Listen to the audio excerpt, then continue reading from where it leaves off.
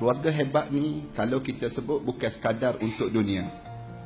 Tetapi keluarga yang hebat ini kita fikir dan kita diberitahu oleh Nabi Muhammad sallallahu alaihi wasallam ialah kita hebat sampai pada akhirat Allah. Kerana apabila kita berkeluarga, kita tidak berkeluarga untuk dunia saja, tidak. Apabila kita mula berumah tangga, kita mesti berumah tangga sampai ke akhirat Allah. Kita fikir tentang satu-satu masa nanti, kita bukan untuk kita berpimpin tangan keluarga kita di dunia, tetapi kita akan pimpin tangan keluarga kita sampai kita masuk dalam syurga Allah. Kita baca dalam hadis-hadis Rasulullah sallallahu alaihi wasallam betapa dalam hidup kita ni berapa ramai orang yang dia tak boleh masuk syurga punca daripada keluarganya sahaja. Dan sekat dalam hidup mereka, apabila sampai di akhirat, isteri dia mendahai diri dia. Kita boleh baca dalam hadis Rasulullah cerita tentang mengenai lagu mana orang yang pernah dia bergerak untuk masuk dalam syurga. Orang yang pertama yang tahan diri dia, dia disebut dengan isteri dia. Tengok laju dia jalan nak masuk syurga, isteri tanya dia, nak pergi mana bang? Lorak-lorak ni nak pergi mana? Dia jawab, syurga. Syurga bang? Abang nak masuk syurga lah ke mana? Cuba tengok belakang ni. Dosa-dosa hak banyak ni.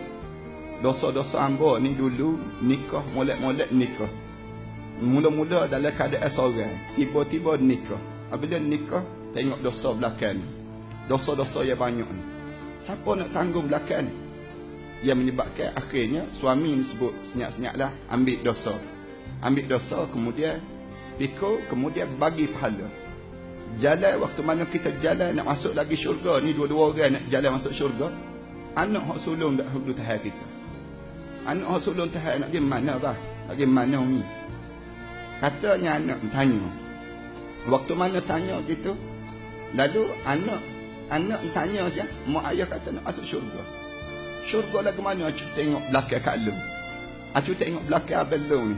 Acu tengok belakang dosa-dosa hak banyak.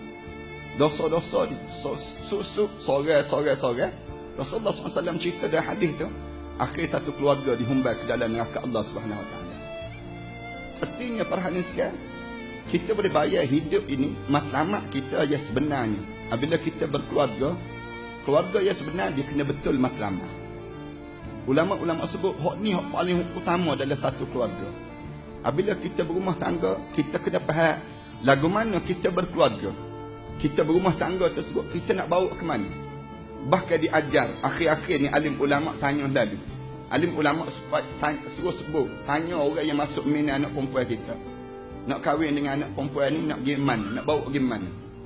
Dia jawab, nak bawa ke periksa ya Ustaz. Misal contoh ni, baik tak payah nikah. Nak bawa mana? Nak bawa ke syurga. Bawa syurga, nikahlah. Kerana apa dia? Dia sedang berjalan untuk menuju ke syurga Allah Subhanahu Wa Taala. Artinya dalam hidup kita, yang pertama dalam hidup kita, yang disebut ulama-ulama kata orang yang keluarga yang hebat, keluarga yang betul matlamat. Betul matlamat dalam keluarga ini sendiri. Dia tahu dan dia jelas mana dia nak bawa keluarga dia untuk dibawa ke akhirat Allah Subhanahu Wa Taala. Kerana kita maklum bahawa hidup di dunia ni bukan sekadar kita nak hidup di dunia. Tetapi Allah jadikan perjalanan hidup kita ni, kita kena hidup lagi lepas pada ni.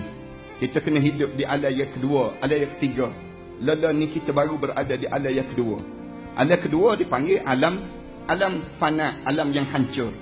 Sekejap lagi kita akan hidup di alam yang ketiga. Alam yang ketiga yang disebut dengan alam barzah. Alam yang kita akan hidup lagi.